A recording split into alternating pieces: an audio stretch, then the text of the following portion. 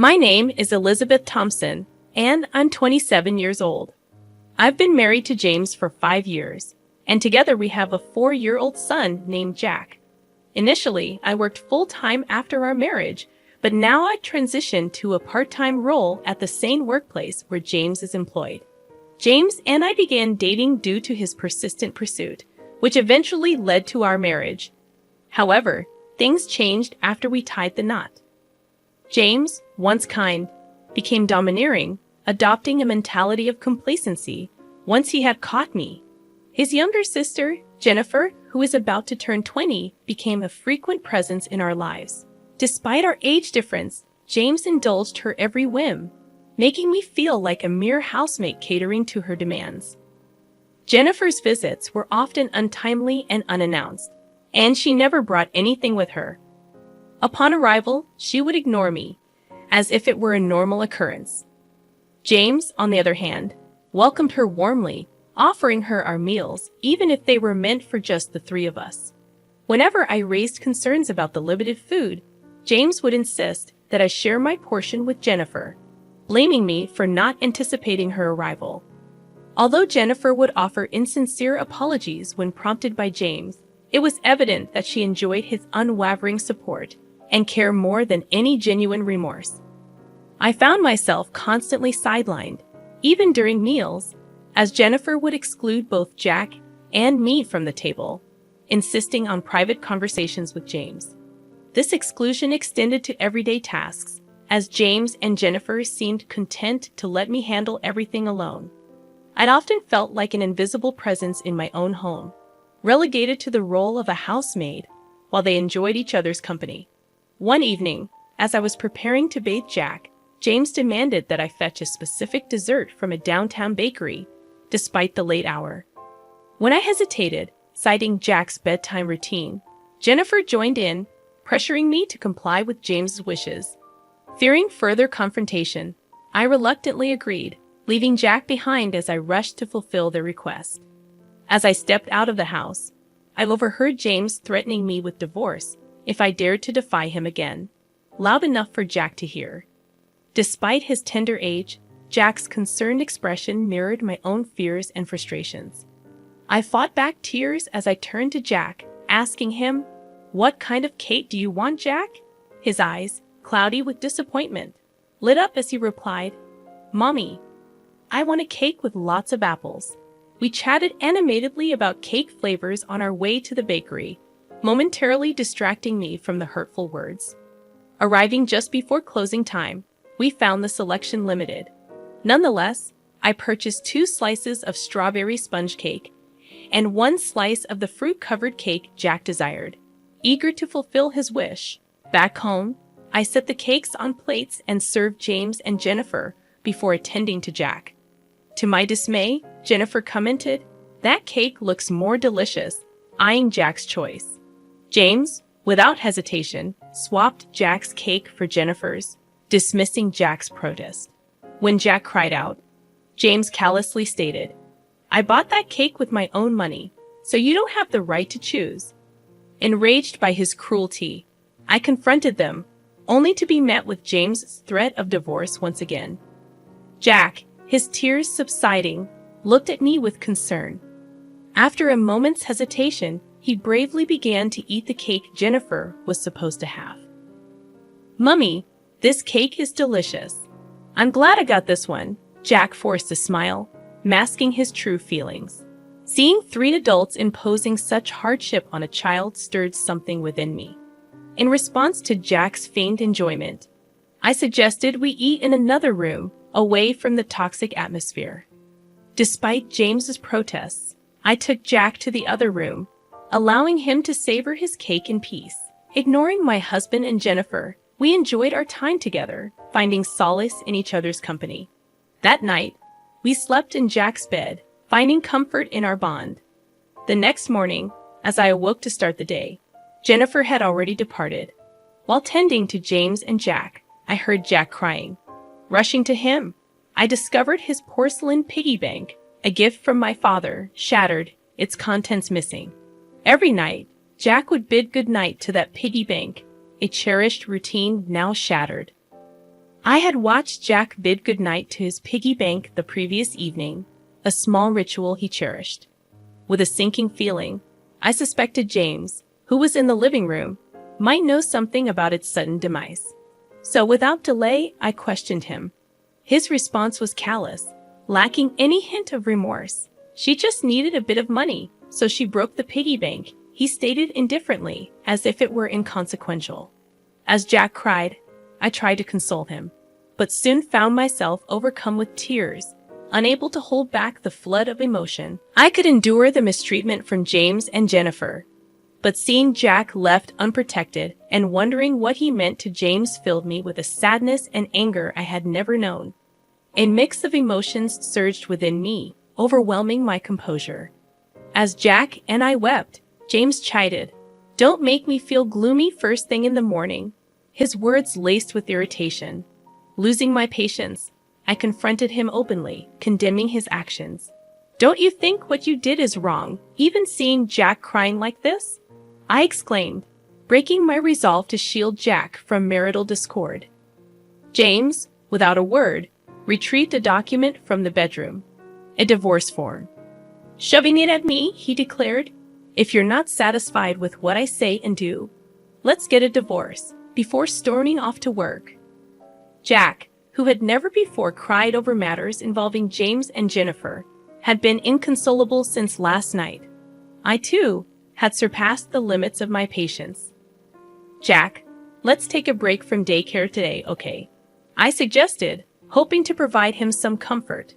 With a resounding yay, Jack eagerly agreed, thrilled at the prospect of spending the date with me.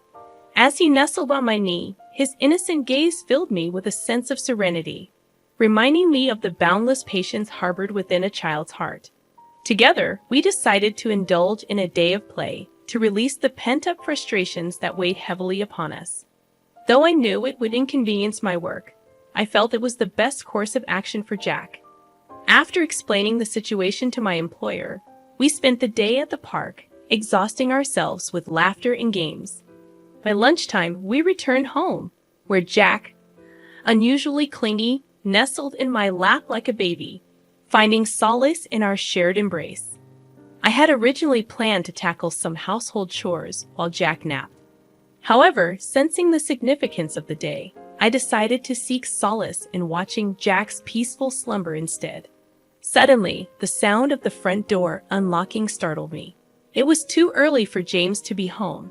Hastily grabbing a nearby bag, I retreated to the bedroom closet, cradling Jack in my arms. Straining my ears, I discerned a familiar voice, Jennifer. She seemed to be searching for something, her rummaging filling the air with tension. Peeking through the slightly opened closet door, I observed Jennifer's actions and listened to her muttered frustrations. After a flurry of noisy activity, she made a phone call, expressing her inability to find what she was looking for.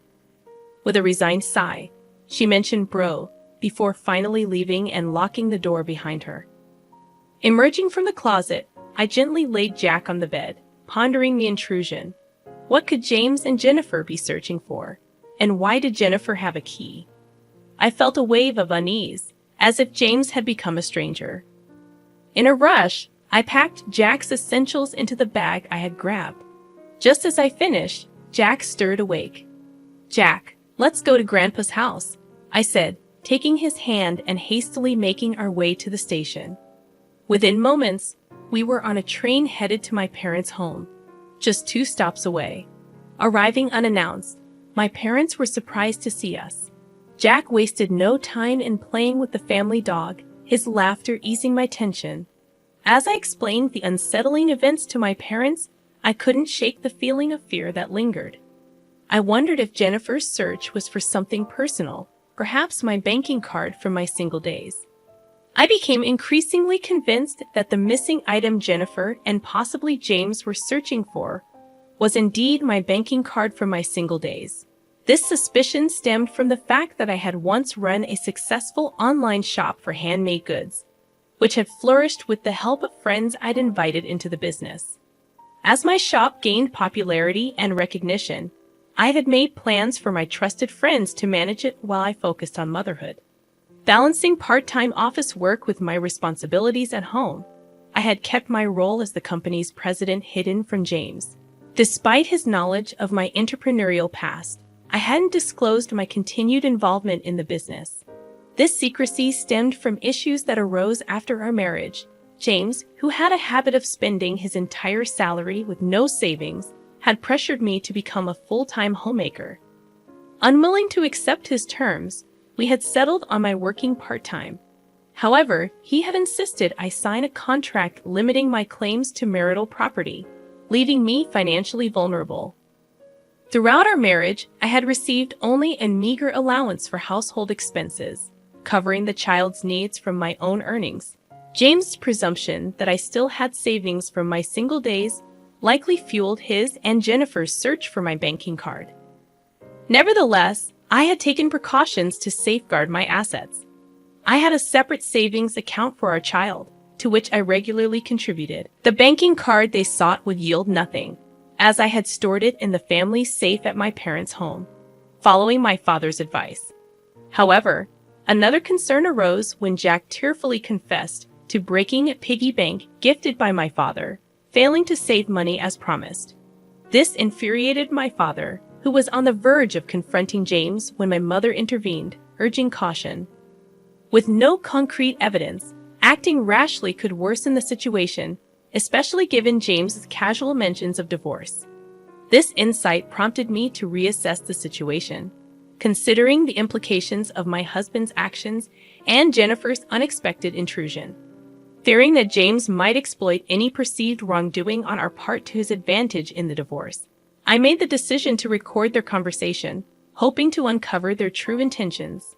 In the meantime, my parents sought advice from a trusted family lawyer, a longtime friend of my father. Upon our return home, I began preparing dinner as usual, with my phone discreetly recording the unfolding events. True to expectations, James's first question was about the whereabouts of the banking card. When I pressed for an explanation, the conversation quickly escalated. He grew visibly agitated, demanding all my part-time earnings, citing my sister's supposed troubles as justification. Refusing to comply, I explained that I was saving for our child's future. In response, James thrust divorce papers at me, accusing me of arrogance and implying his sister's importance over Jack's well-being. Silently, I halted my dinner preparations, stashing the divorce papers in the bag I had packed earlier. Taking Jack's hand, I headed for the door, ignoring James' ultimatum. He warned me not to return, emphasizing his seriousness about the divorce, citing his discomfort with Jennifer's unrestricted access to our home. Leaving behind the familiarity of our home, I was bombarded with calls and emails from James, all of which I ignored as we made our way to my parents' house. There, I shared the recording with them and presented the divorce papers James had given me. Discussing our options, my parents acknowledged the potential harm a divorce could inflict on Jack's tender heart. Lost in contemplation, Jack's innocent request for food broke through the tension. My mother swiftly prepared his favorite dish, hamburgers, tears welling in my eyes as I realized the depth of my emotions. The floodgates of my emotions burst open, and I found myself unable to stem the tears. Jack's enjoyment of the hamburger was palpable, his grin stretching from ear to ear as he expressed his wish to have Grandma's hamburgers every day. "It's because Grandma fills them with so much love," he proclaimed, offering me a bite-sized piece with an earnest smile. As I tasted the familiar flavors, Jack's tender words melted my heart even further. "This hamburger is filled with love. Isn't it tasty, Mommy? Please don't cry," he pleaded, his concern touching me deeply. But his compassion only brought forth more tears from me. Sensing my distress, my father intervened, explaining to Jack that my tears were tears of joy, moved by his thoughtful gesture. He reassured Jack that family moments like these were precious and brought immense happiness. In a poignant moment, Jack expressed his understanding, feeling more love from our family than from his father. Embracing the concept of divorce with a maturity beyond his years, he found solace in the warmth of our family. Even back at my parents' house, Jack found comfort in our aging dog Max, declaring him as his little brother. With a sense of resolution, I made the decision to proceed with the divorce, knowing it was the best path for our family's well-being. The following day, as Jack slept soundly beside my father and Max, I shared a bed with my mother, finding solace in the familiar comfort of her presence. We reminisced about cherished childhood memories until sleep claimed us. Upon waking, I braced myself for the flurry of messages from James. Over 200 missed calls and emails awaited me, ranging from harsh criticisms to desperate pleas for reconciliation. Despite the uncertainty, I remained steadfast in my decision to prioritize the happiness and stability of our family. Feeling the weight of the situation, I switched off my phone once again, temporarily shutting out the chaos of messages and calls. Later that afternoon, my lawyer arrived, and we delved into the intricacies of my predicament, solidifying my resolve to proceed with the divorce. With solemnity, we signed the necessary documents, setting the wheels of legal separation in motion. The following day, my lawyer met with James to discuss the terms of our divorce. 2 days later, he returned to my parents' house with updates. The outcome was revealing and disheartening. Jennifer's troubles ran deep, stemming from a shopping addiction and involvement with questionable establishments. James, acting as her guarantor, had been entangled in her financial mess. Their plan to utilize my savings to alleviate their debts was laid bare. Despite his earlier resistance to the divorce, James appeared to have a change of heart, expressing regret and sorrow. He agreed to a fair child support arrangement for Jack, acknowledging his responsibility. In a brief but emotional conversation, James confessed his misguided priorities and misplaced loyalty to Jennifer. He lamented the strained relationship with Jack and expressed a desire for reconciliation. However, I remained resolute in my decision to move forward with the divorce, firmly closing the door on any chance of reconciliation. After our conversation, I embraced a fresh start, leaning on the support of my parents as I navigated the transition. Jack's well-being remained my priority, and I ensured his smooth transition to a new daycare. Meanwhile, I revitalized my career as a businesswoman, seizing the opportunity for personal growth and empowerment. As for James and Jennifer, I could no longer remain silent about their actions. I informed my in-laws, who, in a justified fury, decided to sever ties with them. Now living in modest circumstances, James and Jennifer faced the consequences of their choices, their once strong bond now fractured by blame and resentment. Their downfall served as my own form of retribution, a reminder of the consequences of betrayal and greed.